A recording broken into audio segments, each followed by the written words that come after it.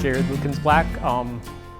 Email is probably the best way to contact me. So if you have any criticism, comments, feedback, I always love that. So please feel free to reach out, or ideas. I love brainstorming, and that's, I think, the biggest value of coming to these things, not hearing someone like me, but just getting to talk with people and then have ideas snowball from there. So I'm going to be focusing on barriers to access to local food that people might be facing in our community. Rick mentioned I've got a few different programs that I'm trying to use to address that.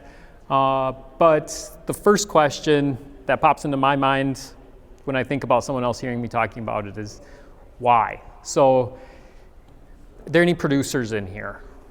A couple producers, yeah. So if you're a producer, you know you already have a whole bunch of issues, a whole bunch of things that you're already wrestling with. Here's a couple of mine. Windstorm turned some caterpillar tunnels into kites. This is a great advertisement for solar wrap if you are using that on your greenhouse. The wind didn't destroy it at all. It just lifted the entire structure like a kite, and luckily it didn't hit our neighbor's house or anything like that. We had to just cut it off of everything. So you're dealing with weather if you're a producer. You're dealing with just all the other stresses. And then the next year, August 2nd, I was drifted with pesticide, herbicide, and had to rip everything out just when everything was hitting its peak. You know, so there's always something that's coming up, it seems like. So why and how do you have any sort of bandwidth to deal with helping other people overcome barriers when you feel like half the time you need someone to be helping you and come and rescue you from the next disaster that's around the corner? And so I'm gonna try to make an argument or a point that, of course, it sounds morally good to help people out, right? We all wanna help people out, or for the most part, but that there's also a practical side to it, and that even the most greedy person in the world, I'm hoping I could convince that helping other people overcome their barriers to get local food would actually be self-serving if that's someone's main goal. So like I said, I hope you get a little bit challenged by some of the things I'll present. I like to push on the edges with my thoughts, hopefully, or maybe you'll think they're kind of vanilla boring. And I hope that you ask hard questions and challenge me, because that's how I learn. I'm not an expert at all. I'm pretty new to this. There's a lot of people doing similar things, other more amazing things all over the country. And then I just love learning from it, and criticism and feedback is a great way to just hone in your thoughts, either make them stronger or help you shift. So that's what I hope we all get out of this today.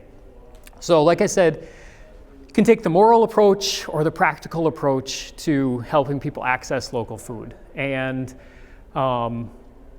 neither one's wrong, neither one's right. And hopefully they even work best together, that there's a little bit of moral and practical to it all, so that when things do get tough, why keep going? Why keep trying to help overcome these barriers? That you've got more resilience, you've got more tools, you've got more advocates for you to help you overcome them. And you might be wondering why I put up the pictures, besides that they're just gorgeous. So I've got a swallowtail, black swallowtail caterpillar on the left, and cabbage on the right here. And I always interplant my cabbage, my brassicas, with all different sorts of herbs and flowers. And my early season cabbage I put in with bulb fennel, and the black swallowtail caterpillars love that bulb fennel. And they develop on there, and it's probably my most favorite part of the early summer.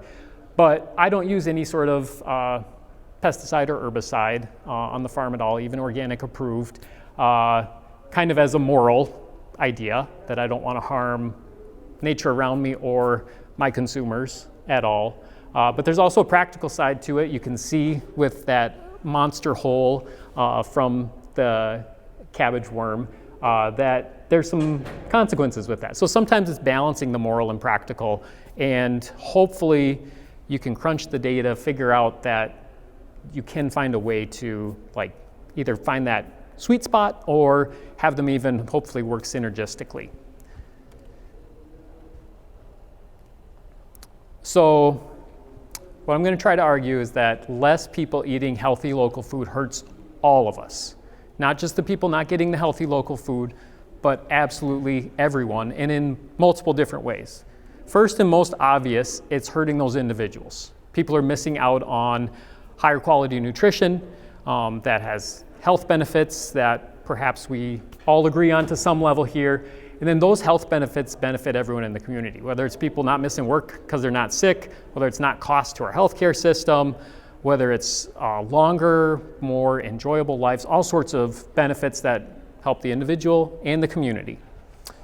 But the second way I think that it helps people is that farmers and ranchers, if people aren't eating healthy local food for whatever reason, farmers and ranchers are missing out on customers, and more importantly, they're missing out on advocates. If the person down the street from me isn't getting food from me for whatever reason, they don't really care if I exist.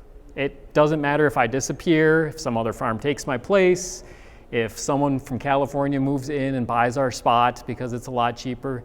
They don't care because they weren't getting my food anyway. So I think that if more people are eating it, we're going to have more people advocating for it.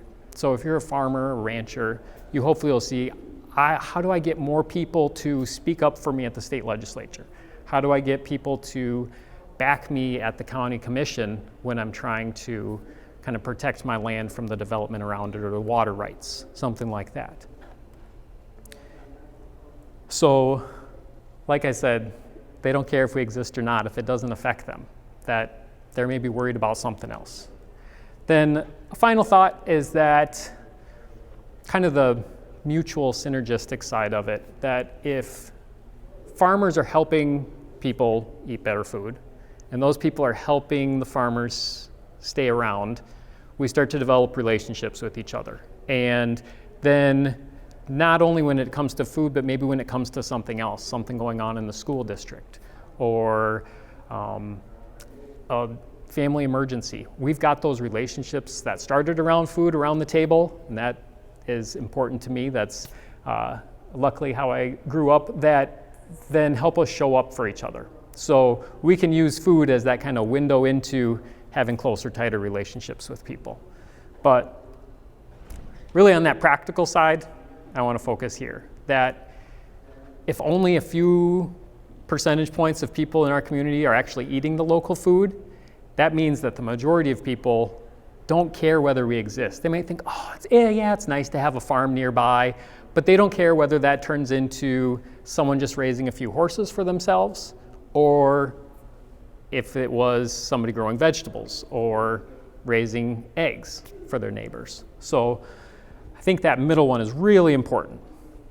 Now, like I said, I want you to challenge me, so hopefully you're thinking like, is any of this realistic? Is trying to make healthy local food more accessible to people realistic at all? Like Rick said, I'm on a smaller scale for sure, but I believe that everything that I'm going to say can be scaled up, and I really believe in the efficiency of scale as well, that I think some of the things I'm doing could be made even more efficient, could be made more accessible, more affordable by doing them on a larger scale. And I work with produce, so it's mainly the angle I'm going to be talking from, but I don't see why the same thing couldn't be transferred over into animal products as well, or grains, or whatever sort of food stuffs we're talking about here. So, quick overview of why I farm, and why I have this in here is I think that everyone's got to find their passion for whatever job you're doing, whether you're a service provider that's here, whether you're just kind of hanging around with a neighbor who drug you here, or whether you're a producer. We've all got our passions, things we're into. I used to be a middle school teacher for 5 years in Minneapolis and St. Paul. I worked with a lot of low-income students who had extreme food insecurity, that school nutrition was one of the main ways that they got their food. And I knew that unfortunately it wasn't high quality a lot of the time. But one of the cool things, the last school I was at lunch, all the leftover fruits, some of the teachers would come around at lunch, they'd pick it up from everybody, They'd collect it, and then at the end of the day, they would go around room to room, and they would let kids take it. And you could see, the kids that I knew had the most needs at home. They were jumping all over those apples and oranges to take home at the end of the day, which was really both cool and heartbreaking to me at the same time, that I knew that they didn't have access to that sort of stuff at home for a lot of different reasons. But it kind of started a little nugget inside of me that I wanted to help make food affordable. And so that's why I switched into kind of the production realm of food, even though I still have a passion for working with kids in our community. So quick little bit about farm. Here's some facts. I won't read them to you. I've been there since 2018. And after that, like it says, so 2019, I distribute 100% through CSA, so direct to consumers. That's part of why I'm not certified organic, is because I've got that just one-on-one relationship with people that they know how I grow, they show up at the farm, they can dig around at anything they want if they want. But that's just a little bit of kind of quick basics about me. Like I said, like it says on there, it's just me. Anna, my wife, works off the farm, which I always put as a little disclaimer because I know that's not everyone's family situation. If both people are working on the farm, you maybe don't have the off-farm security net, and I'm lucky to have that if got drifted on one year, I didn't have to worry about the income from that year to pay for health insurance. It was already provided. And then I don't have any volunteers as well. So just me out there. So to go back to what we're focusing on, hopefully why we're here, is the idea that less people eating healthy local food is hurting all of us in a lot of different ways. So we got to think about first then, who actually is eating healthy local food? So if anyone want to throw out in your mind, either have a stereotype or a fact behind it, who's eating healthy local food, or why are people eating it in our community? People trying to fight off some kind of sickness or disease or something. Yeah, the health benefits, yeah. The more upper middle class, affluent, kind of more educated population. Mm-hmm. Elderly? Elderly? Yeah, some people are different, yeah. Maybe have other ideas in your brain. Okay, they didn't want to share, that's all right. Like I said, I dealt with middle schoolers. It was like pulling teeth all the time. So our goal, anyone want to disagree that our goal is we want more people eating healthy local food? You can. Like I said, we can challenge each other. Okay, so we're all going to pretend that we agree on this goal. We want more people in South Dakota, in our communities, eating healthy local food. So how do we get there? Right now, there's a lot of barriers, and it's my opinion that the current messaging that we use, a lot of it, which I have bought into a whole bunch, and I don't think it's 100% wrong, isn't going to help us overcome those barriers. Like, those messages have got us to the point we're at right now, which there's a lot of people, and there's more people eating healthy local food than when I was growing up in South Dakota in the 80s and 90s. But the messages that we have right now maybe won't get us going much further beyond where we're at right now. So some of those messages that I hear a lot, how we're marketing it, be vote with your dollars, right? So show where your values are. I agree with that. Like, pay for things that are valuable to you. But then if you take a step back and you think, I don't have a lot of dollars, does that mean I don't get a vote? If that's the way the presidential election ran, I wouldn't feel very good about the people with the most dollars getting the most votes, right? So I had to try to put myself in someone else's shoes. Like, if they don't have dollars, if I'm using that, vote with your dollars, they feel excluded. They're not a part of that. Local food's not for me. You got to be rich, right? You got to have extra dollars to spend on that. You can't be in debt or working paycheck to paycheck. Local is healthier. A lot of times it is, but there's a lot of data out there that it isn't necessarily. It's how it's handled in the in-between. It's how it's grown in the first place. There's actually some farms producing food, probably in California, that's way more nutrient dense, and even as it loses all those nutrients getting to South Dakota, if we aren't growing it right here in the first place and handling it correctly, then it might not be healthier. So I don't ever want to mislead people, right? Or if we're spraying it with a bunch of pesticides, it might not be healthier. It's better for the environment. Often it is because we're not shipping it and trucking it, but if I am not following good environmental practices, it's not guaranteed to be healthier for the environment. So I can't mislead people with that. And then it's better for the economy. In some ways it is, but like my high tunnel isn't made by anyone in South Dakota. It's like the metal for the high tunnel is made by people in Ohio. So when I buy a high tunnel, I'm supporting their economy. When I buy seeds, a lot of our seeds aren't grown in South Dakota. So I'm buying seeds and helping the economy in Oregon.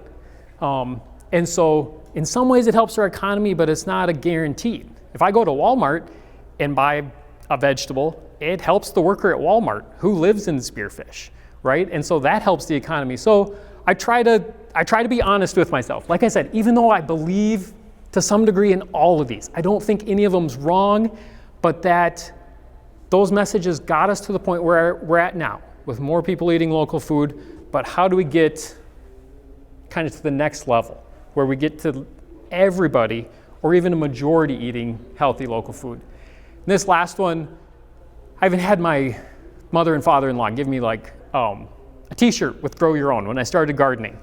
And I was like, oh yeah, it felt good. But then I started working with some of my customers who had physical disabilities, be unable to garden, or people who are in apartments where they don't have gardening space. There's not enough community garden space in Spearfish that if everyone who rented an apartment wanted one, even if we gave it to them for free, there's not enough gardening space. And so for some people, Grow Your Own just isn't a reality for a lot of reasons. So like I said, those messages they can exclude, they can mislead people. They aren't wrong. I'm not saying that they're not true at all or not good, but that they won't get us to the next point. So what I think really sets us apart is that care and connection. That the people in California, they might be able to grow cheaper, maybe they even grow healthier lettuce than I do. I'll try to give them all the things. Let's say they grow it more environmentally friendly. Let's say they win on all those points. But the point I can win on every day is the care and connection. I know my neighbor. I know what's going on in their household. I know what sorts of things their family might be going through. They care about me, I care about them, and that local food can help bring us together, not just about eating better, but being stronger in our rural communities, especially. So that's why I think local food's healthy. So I'm also kind of a fact nerd. So here's some data. You can look up this study. I can't remember what publication it's from, but these are categories that they put food consumers, not just local food consumers, into. And so this first group, this passionately involved, these are going to be the people that are most likely to eat local food. The DTC, direct to consumer, those are people that are going to be shopping at farmers markets, more likely to be purchasing it directly from the farm, maybe even some of those like online sites, whether it's a food hub or you go to a ranch's website and you purchase a quarter of a beef from them. So that first group is the most likely to be eating local food. And you can see that nationally, those are the national percentages. That's about 11% of the population in the US that are really focused in. It's easy. All those messages speak to them. Vote with your dollar. Yes, that's where they want to put that at. They care about where stuff is coming from. They care about knowing who the farmer is. They have a high priority on that fresh and organic. And then as you go further down, you get to the group that is pretty much uninvolved. And it's not necessarily that they don't care. It's that a lot of these people, some situations in their life might make it so they don't have the bandwidth to care where their tomatoes coming from. They're just happy that they have a meal on the table, perhaps. And so it's easy, and we've probably maxed out most of that first column. most of that first column, if they are interested in local food in South Dakota, they're probably getting it, at least somewhat. And then kind of less so down the group. So these first two, the research says, if you end up reading the paper, they're the most likely that it's easy with those messages, those first messages to target. And these groups, like if we really want to get the tipping point, we have to start addressing some of their needs. That some of them don't feel comfortable shopping at a farmer's market, or maybe it's just not convenient to them. Like for this group, they really have a time crunch. They need to be able to get that food, get it easily. Maybe it's along public transportation, something like that. So these are where the barriers start to come in, is, you know, some people are worried more about price, whereas that first group, they don't even necessarily care about taste in the first group. Some of them are like, as long as I know who it's from, they don't necessarily care how good it tastes, which is kind of funny to me because a lot of people eat local food because it generally tastes better. So those are the national numbers. And then here are the numbers from the region South Dakota is in. So that group of passionately involved goes down a long way. And the region we're in also includes Minnesota. And like I said, I lived in Minnesota for a while, and it's my opinion that there's a lot more people in that first group in Minnesota. So I'm gonna guess that South Dakota is below 5% in that first one, below 28% in that second one. Like we've got a very small slice of the pie that kind of that local food is important to.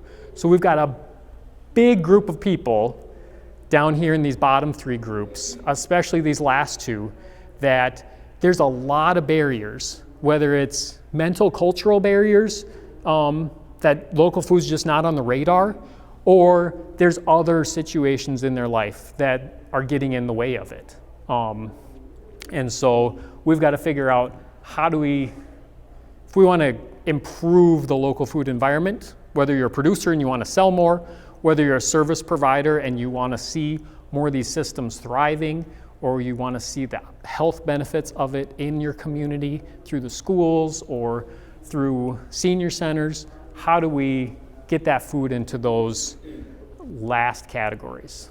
So like I said, there's barriers, and kind of to address those barriers, we need to make sure that, in my mind, it always jumps to me that the affordable, right?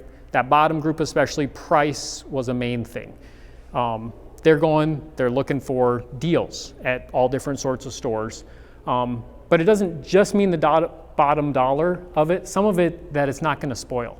There's a lot of people that if you're gonna buy fresh produce, even if it's cheap at Walmart, if you bring it home and you've brought it home before and it's spoiled in 2 days, even if it was $1, it was a waste of $1.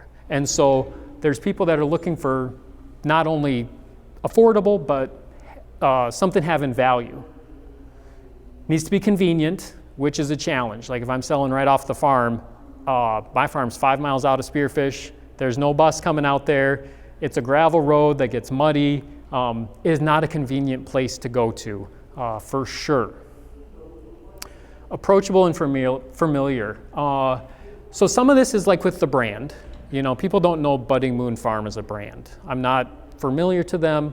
They're not something that they grew up with, that they trust.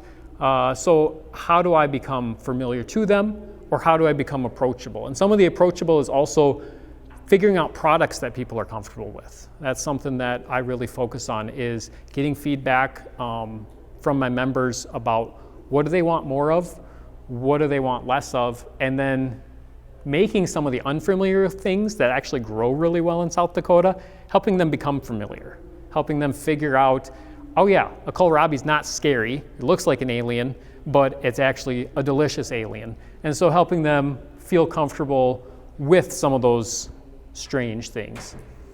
And then number 4, it's got to taste good. A lot of people in those bottom categories, right, cared about the taste along with the price.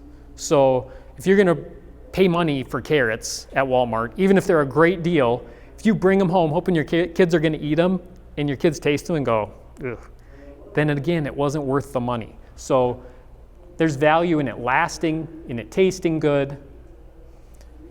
So we've got to be making our local food these things if we're going to reach that 70 to 95% that we're missing out on right now. So that's kind of a tall task. It's a big task. So it's our job to make it a reality. And everyone's got a different point in the system that they can be a part of it. You can step in. If you're a producer, you can be doing some things. If you're a service provider or just a neighbor, maybe it's something else. If you're a member of your church or volunteer at the food pantry, like there's all different sorts of ways that we can jump in and help make these barriers fall down. So I'll just throw these up really quick. These are 6 barriers that jump out at me. I work with a couple of organizations that are like just loose affiliations nationally. We're talking about barriers that people have to CSA, to getting CSAs. And these are things that have come up that I deal with in my community. Ones that aren't up here that aren't as big of a deal in spearfish would be like language barriers or cultural preferences of foods. But those are going to be barriers in some communities that if you're going to be trying to communicate about your product, your produce, you might need to use Google Translate to help people understand what you're actually selling them, or recipe ideas of how to cook and use them. So I think they're all pretty straightforward about what they mean. The time and schedule one is extremely broad that I've found. Sometimes it's people's work schedules. A lot of people in those bottom 3 groups have a variable work schedule. It's not necessarily the 9 to 5, Monday through Friday. They might more often be working weekends. In the Black Hills, there's a lot of the tourism industry where people are working odd hours, either early mornings in the hotels, late nights in food service restaurant industries. And so they're not available or they're not necessarily working just during the banking hours, right? And so trying to figure out what works with their schedule. Like if you're working cleaning rooms at a hotel room on Saturday morning when the farmer's market's open, even if you want to go there, how do you do it, right? It's hard. The farmer's market's open 1, maybe 2 days a week in most communities, and it's a limited number of hours. And the same with my CSA. I can't have them pick up whenever they want at the farm. And so trying to help people overcome those barriers is really kind of tricky. And another one that I threw in on the bottom is a lack of product that, as we've heard people talking about, there's a lot of grant opportunities, a lot of things available to help increase our production because even in our communities, there just aren't as many producers, or they're not producing at the volume that a school needs to be able to provide for the 400 high schoolers that are using their food service. Anyone else have any other barriers that pop to their mind? Like I said, these have just come to me. Like when I started growing, I knew the financial one. That made sense to me, right? I knew not everyone was going to be able to afford it. And then I started hearing stories from all my members or people who wanted to get my veggies. And I went, oh yeah, you can't get them because you live 50 miles away. And even if I gave you the veggies for free with the car you're driving, it's going to cost you $25 in gas to get to me and get home. And so things that just like weren't on my radar until someone was telling me. So if anyone has any other ones that I'm just completely spacing, I'm always, like I said, I'm always trying to learn, always trying to figure out what am I missing. Yeah. In my experience, when I was growing in the Detroit area, when the vacant lands were all in there, and I was so-called trying to educate the urban community on just healthy foods and in general, and then I was there, built this high tunnel, talking to them about basil and things of that nature, and some of the kids were just, summertime was hot, nothing to do, and they were just curious. I'm just over there, hot sun, just sweating. Hey, what are you doing over there? Yeah. And they're like, you want some help? Like, we need a job, like we need to work. And then just picking their brain, and I was just using my football celebrity status of like, hey guys, do you guys watch Michigan football and stuff like that? And then I just started scratching their brain of like, what's your favorite vegetable? What's your favorite fruit? What do you like to eat? Yeah. Some of them was just like the purple kind.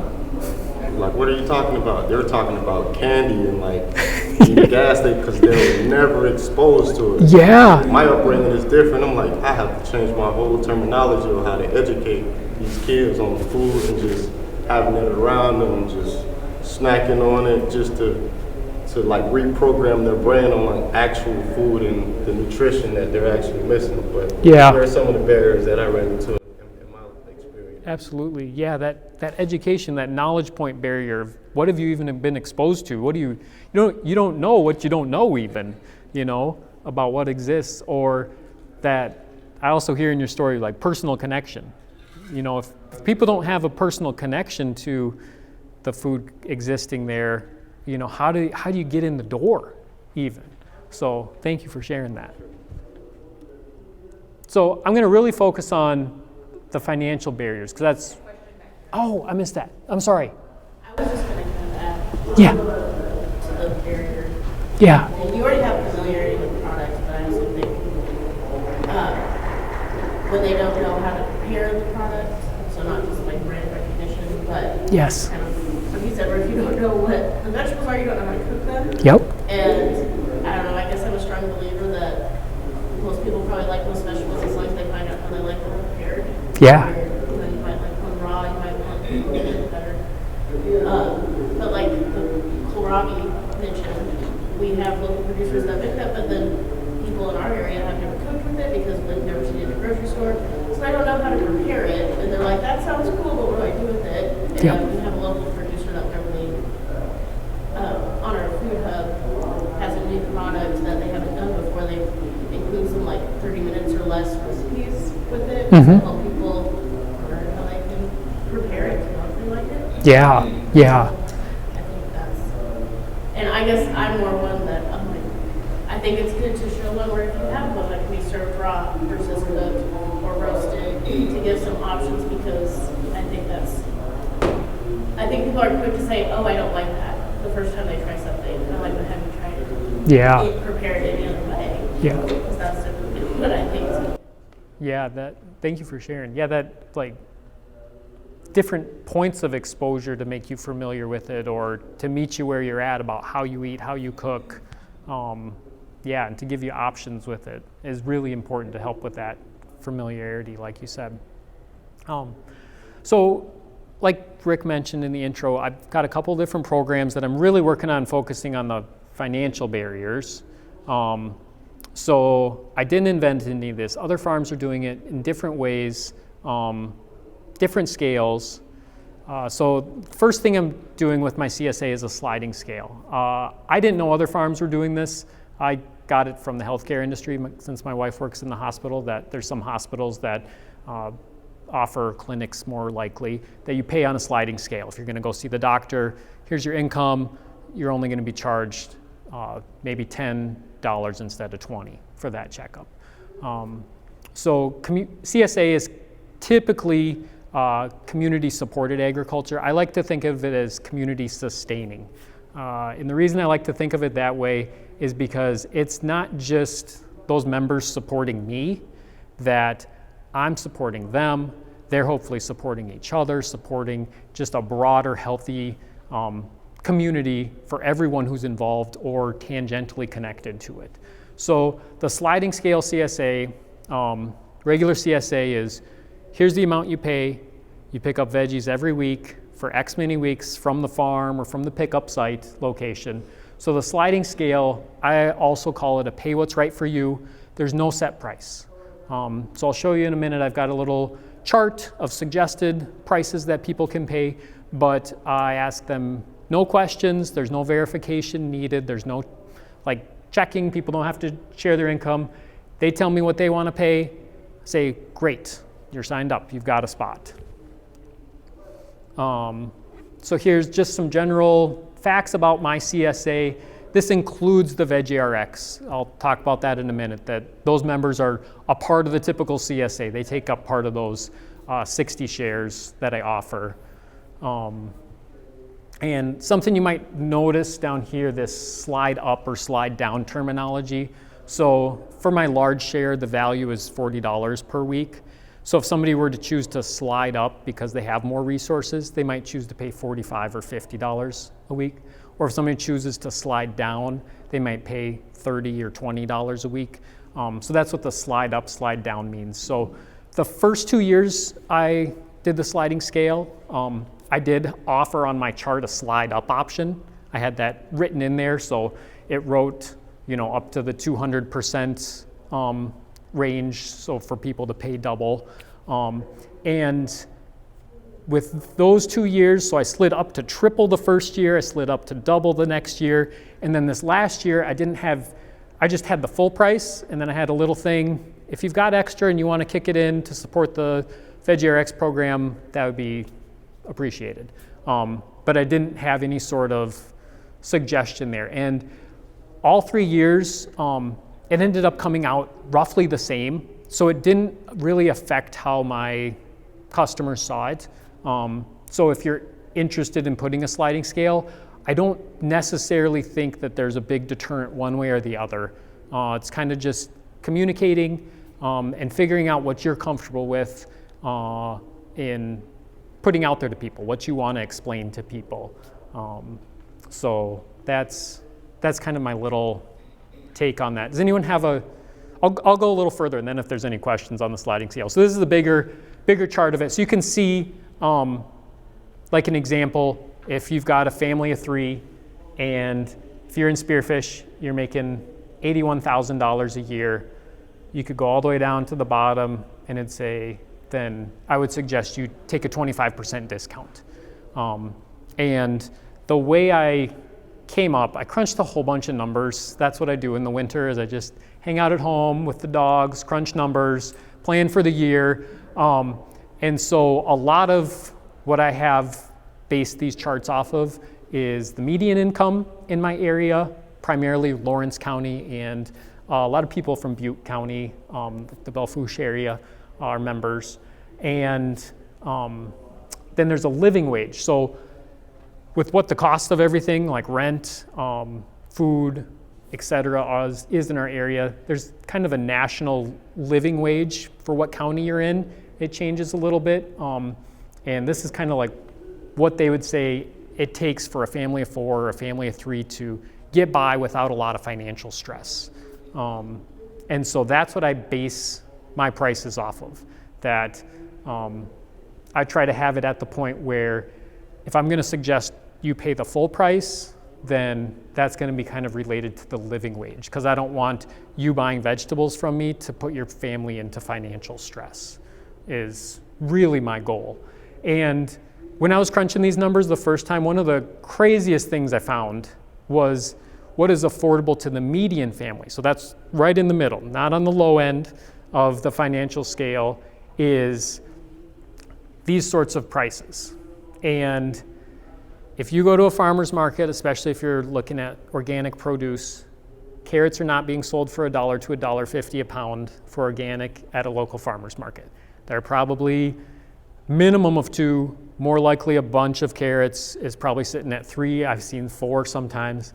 If you're gonna buy greens, a lot of times it's like a 5-ounce bag maybe for $4, but this is for a pound of greens. So we're talking like the affordable price is possibly 25% of what's getting charged in most areas, 33 to 50%. And so it became pretty apparent to me pretty quickly that what I would need to make to get by is not affordable to at least half the population. So like, how do I make that work for them?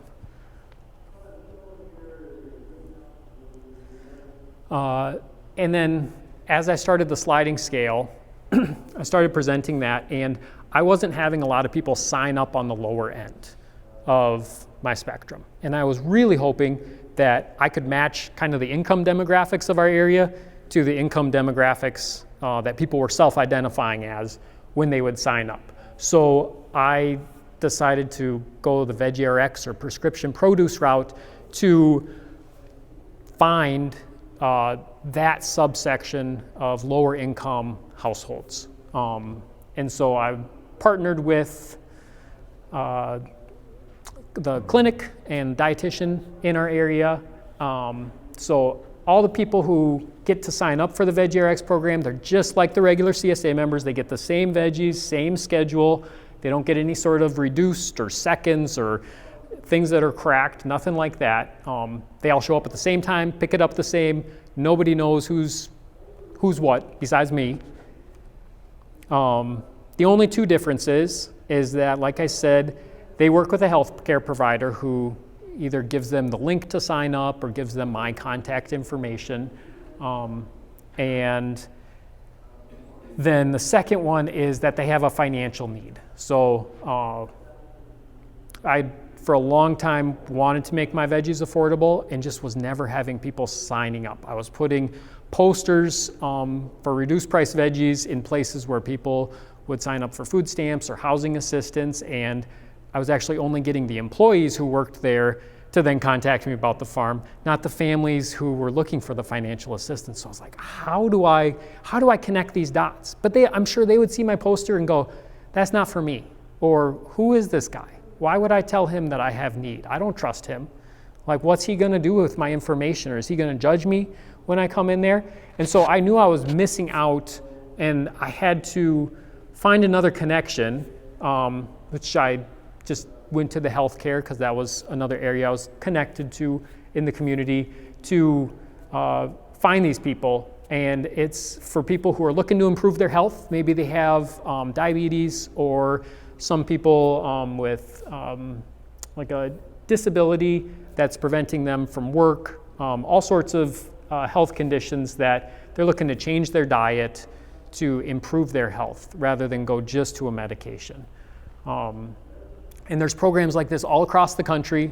I'm not, like I said, I'm not unique in any of these programs, but they can work differently as you listen to the needs in your community. Listen to what your community needs, how you can fit in with those needs. That's really what I'd encourage you to do. So, does anyone have any questions? Because I kind of scanned over those big programs. There's so many details that it's easy to get bogged down in it, and it's like just enough to be dangerous. Yeah. So have you had success when connecting with those people through Yeah. healthcare? Yeah, that's a great question. I will jump right to a chart. So it's easiest probably to see it in this one. So here's the payments, kind of percentage-wise of what people paid this last year. So the yellow is full value. So that's people that if they signed up for a large share, they're paying $40 a week, medium share $30 a week, small share $20 a week. So that's kind of people in the middle income. This section, the blue to dark blue, I don't know why that's the same color. So this section right here, which is 27% of people paid above value. And about 15% paid double last year. So they both paid for their own share and paid for a whole nother share. And then this section here, this gray, orange, and light blue, that's people paying below the value. And the light blue is mostly the Veggie Rx people from last year. I had a lower percentage of them sign up. We had a change in the dietitian, so there was bad communication for the beginning of the year. So 40% of people paid below value last year. But I look at these numbers, and it's kind of pretty close to one-third of people paying below value, at value, above value. And so I'm hoping that that matches the demographics of our area, that I'm not leaning really heavily on a few wealthy households to pay for most of it, that I'm trying to find some sort of balance in it. And so in the previous year, 2022, you can see I had a lot more percentage-wise signed up for the Veggie Rx program. And so that was a little bit different that year. But you can see again that the above and at value are pretty much the same. So I've done fairly well. If you looked at my first few years of a CSA, there was maybe a tiny slice of people who were taking advantage of when I'd offer reduced price. So I feel like I've been successful connecting. Yeah. Sorry, that was a long answer. Did I answer your question? Yeah, no, I Yeah. mean, I'm always just looking at, you know, I'm a firm believer in trying to meet people where they're at. Yeah.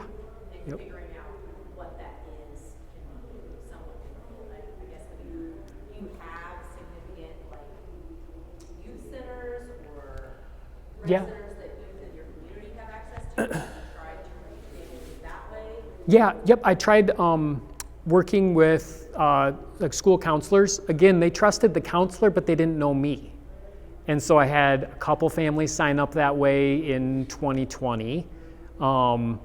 And now I've hit the point with the clinic that, like, I don't advertise my CSA at all. One of my biggest barriers right now is I can't produce and store enough food to meet the demand of the Veggie Rx program and other CSA members. That throughout the season I'm full and I've got people contacting me to get on a waiting list.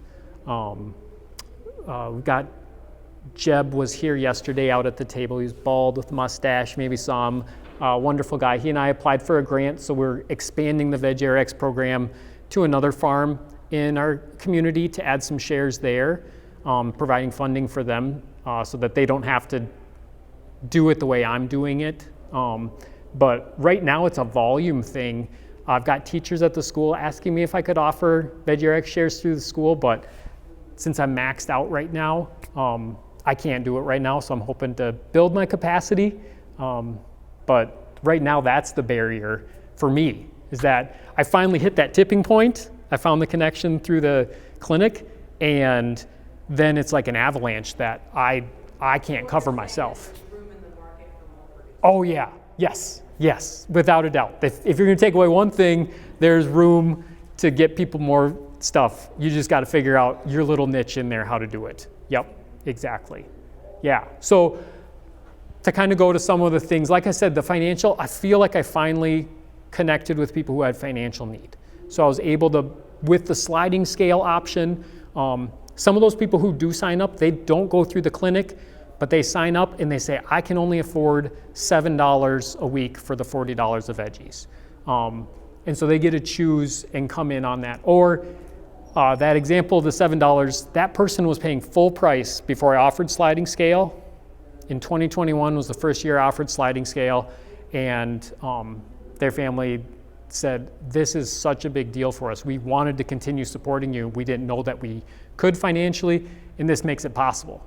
And then what she maybe doesn't know is her mom became a member too, and her mother slides up the scale.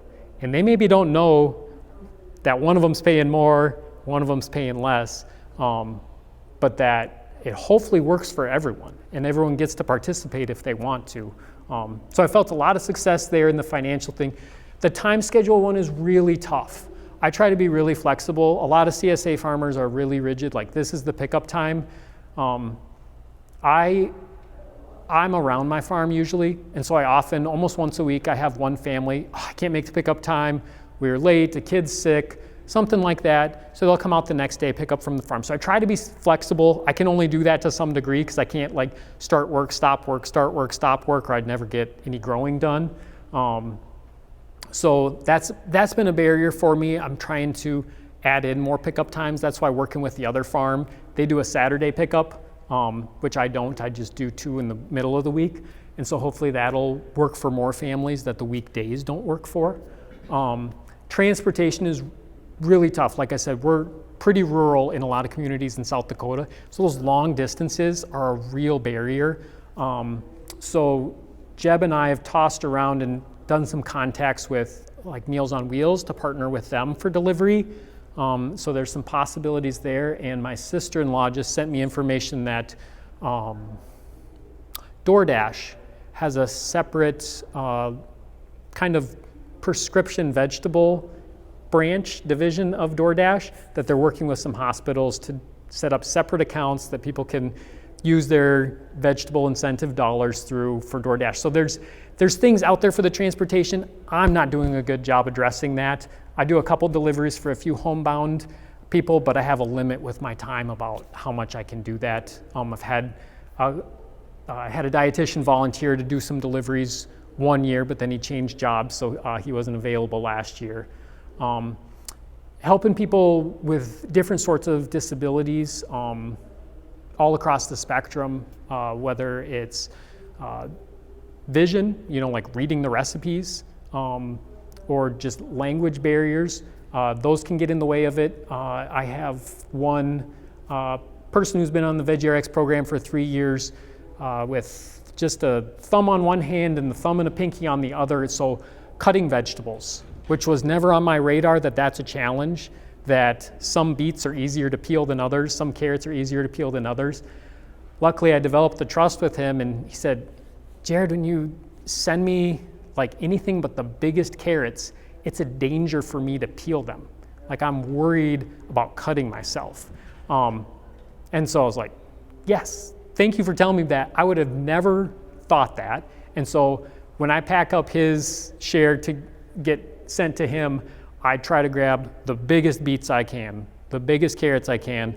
And then I delivered this last fall and came back the next week, and he goes, so this kohlrabi, can I just like put it in the stew pot? Like, will it cook? And if you know kohlrabi, it's got such a thick skin on it that I cannot imagine eating that skin. And I was like, no, but I could see it's so round. It's like cutting a hard marble pretty much to try to peel it, and trying to imagine him doing that with his knives. I was like, let me just cut it for you. But trying to connect people with like the services that they need from the state or from a neighbor. He's luckily got a neighbor that helps him out, so he shares veggies with the neighbor. They chop up things with him, help cook with him some of the times, but just trying to be aware of these things, it's almost overwhelming. Like, you might be hearing go, oh my gosh, how can I do? You don't have to address all of these, right? You can find out what you're passionate about. Maybe it is about making recipes, right? Maybe your passion is making recipes, and so you're gonna create dozens of recipes to share with people that are quick, that are easy, that don't require strange, expensive ingredients that everyone can access. And so, like I said, I'm trying to address pieces of these. Some I'm doing better than others. Some I know I need help from other people, and that's one of my big things I'm gonna push here at the end, so a little preview is make those collaborations with other people in your community. So if you're a producer, connect with the food pantry, or connect with Meals on Wheels, or connect with the schools, and figure out how you can collaborate to overcome these barriers. Because usually it doesn't take just one of us to do it. So we went over this. It is working out well, matching the demographics. Like I said, these address the number one barrier that I wanted to address. It's not that's more important than the others at all. It's just the one that was my priority to start, was the cost. And I don't have to sacrifice income to make my veggies affordable. I don't have to sacrifice my time with the customers. I staff every CSA pickup. I don't quick drop them off. I get to have those relationships. And then I can also keep growing without cutting corners and harming the environment. I still, it might be more inefficient than if I was doing some things that are maybe more environmentally questionable, but I feel real good about it, and I don't have to worry about that to help me make up my profit margins. And I've got really high member retention after going to the sliding scale. So if you're thinking about it, if you're a producer and you're like, would I lose members by offering this range? Because you don't go into the grocery store and see that range. So some people are not going to be comfortable with it. So I can understand the hesitation. And farmers that have approached me to say, hey, I'd like to do this, but I don't know how. I say, number one, don't do it your first year, because your customers don't know you, you don't know them. You got to build trust first if you're going to spring something weird on them, especially here in South Dakota. I know my mom and dad would not have been comfortable with it at all, except for they knew me. And then once you develop that relationship, you can kind of talk to those members who you really trust, and they trust you, and they're going to tell you, if your lettuce is bad, they're going to say, hey, this was bad this week. They're not afraid to tell you the truth. So pitch it to them first, so kind of dip your toes in, and from there it'll build upon itself. And for me, like I said, why I farm, it was about making sure those households that I knew had access to the food. And so even on the hard days of farming, like when I'm getting the feedback at pickup, getting pictures sent to me from members about their kids like eating the carrots on the way home in their car seat, like that just gives me endless energy that I can just keep out there, keep going at it as I'm sweating in July and August. And so figuring out where your passion is and creativity is really a key to this. So quick thing, like I said, I wasn't losing income this last year. You can see the first 2 years I did it, this is lost income. So I didn't lose 14%, like I wasn't paying people to come pick up veggies. I just missed out. Like for every dollar I could have earned in 2021, I earned 86 cents. And so I took a little bit of a cut. Like I said, I had the fortune of my wife works off farm, so I could take these risks. So I'm not pushing them on anybody or judging anybody to not do this at all, that I know it is something that's a jump. Like I said, Jeb and I have some funding this year for the Veggie Rx program, which is really cool. The South Dakota Community Foundation is supporting us for a year to build up the program and hopefully expand it to different areas of the state. In this last year, my summer I was down 3%, and then in the fall it made up for it, so it broke even. In the fall, I have more of those people from that first category of customers that price is not a barrier to them. They want local food. They're willing to pay more. And then in the fall, I have less of the lower end or like paying on the lower end of the spectrum customers. A lot of times it's because of change in jobs, or a majority of them have kids at home. And so school starts, it becomes so busy. They say, we like the veggies during the summer, but fall's too busy. We got sports, we got homework, we got the jobs. We'll see you next summer. And so my demographics shift a little bit from summer to fall. Here's my member retention. So this was kind of the first to second year of CSA, high member retention. Here's where I switched to a sliding scale. So you can see, I'm not gonna lie to anybody, sliding scale made some of my first customers angry at me. I got called the communist. I had one person who for the first 2 years said, I'm your biggest supporter, I'm your biggest supporter. And then when I changed, disappeared. And so, which is hard. Like I still see that person, I still say hi and I'm on a connection basis, but it isn't, not everyone loves it. But the people who have found the program and stuck with it, they've really stuck with it. So I'm back up to kind of that same member retention as when I was running the traditional CSA. I've lost a number of home gardeners over the years, so they usually hit me up for their favorite varieties of seeds, which is great. So I've still got a relationship with them.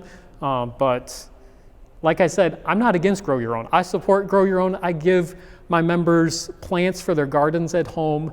I'm trying to put myself out of business, but until then, I'm happy to have them returned to me from year to year. Here's some of the things that people were saying on their end of the year surveys this year, kind of refers to member retention, that a lot of these people, they like the value of the produce, the quality of the produce, but they're also a part of the CSA because they feel like it's doing something else in their community. They like, they like getting vegetables and knowing that it helps someone else get vegetables. So I try to tell the story of what's going on because they want to be involved. It's, we can choose that, when I go to Safeway, it pops up on the thing, do I want to donate $5 extra to Meals on Wheels, right? There's lots of places to contribute. And I feel lucky to have people supporting my mission and what I'm doing. And selfishly, like I said, if you want to be just practical about it, you could use it as a marketing thing, as long as you're being honest about it, right? People will sniff it out if you're lying to them and you're hiding the money or something like that. But that if you're not just growing good food or not just helping distribute good food. People want to be a part of that, and they'll stick with you. And these are from people all across the different payment spectrums. It's not just people paying on the higher end that are wanting to stick with it and considering it charity, maybe. So a couple recommendations. Figure out what you're passionate about, right? It is probably different than me, and it doesn't matter if it's a practical reason, a moral reason. Hopefully it's both of them to help make that local food more accessible to people, because that's what we want. We want more people eating good food, supporting farmers who are taking care of the land, and then all those relationships that build from there. Build those relationships with your customers. If you're going to try to jump into this or any other sort of thing, right? If it's farm to school, build the relationships with the food service providers at schools. If you want to connect, like getting more local food, healthier food into the senior centers, build those relationships and ask for feedback. How can you help them? Talk to them about how they can help you. And if you're a grower, the more efficient you become with your time or money, the more free you can become with your resource, right? If I'm wasting 20 minutes every day washing something, that's 20 minutes that I could have been growing more and giving it away or reducing my price. And so if you want to do this, you do have to become efficient. And it might require asking someone to come onto your farm and say, hey, come look at my operation. Where do I have holes? Where could I get better? That's why I always ask for feedback, both in my programs and in my growing, is that I just want to get better. And you got to do a lot of planning. Like I said, these are not going to happen overnight, but the more, like if you set your long-term goal out there, figure out those small steps of how you're going to get there. Who do you need to ask for help? Who do you need to partner with? And like I said, from my experience, I tried a few different things, it didn't work, and then all of a sudden I found the right partner, I found the right advocate, and it just snowballed to where I have to grow to meet the demand that's there, which is exciting and a little daunting. So like I said, I think it's practical, I think it's moral, which is great, because that hopefully helps the farms survive. Hopefully it helps our communities survive. Hopefully it shows our neighbors that we care about them, and that hopefully that makes them care about us, whether we exist or not. Be creative. There's all different sorts of things, like the stories that I read out there, even the big companies, like I said, DoorDash is doing stuff. There's so many things happening out there. So throw your wildest ideas out there. It'll probably help overcome some barrier, even if it's not for the majority of people. It'll help you stick with it too if it's your passion. So I think local food is for everyone. It is our job to make that a reality. And I'm excited to see so many people in here. And I would love to field any questions, comments, either now or you can corner me somewhere else when you don't want to embarrass me in front of everyone. But if anyone has any thoughts or stories to share, anything you want. I have one. Yeah. Thank you for your time. You betcha. You're welcome. Thank you for being here. Yeah. When you say with the sliding scale thing, Yeah. we deliver raw dough, Yeah. and we do that with some of our customers too. Wonderful. One had recently lost a job and stuff. Yeah. We don't know if we can leave the full amount, so. Yeah. Yeah.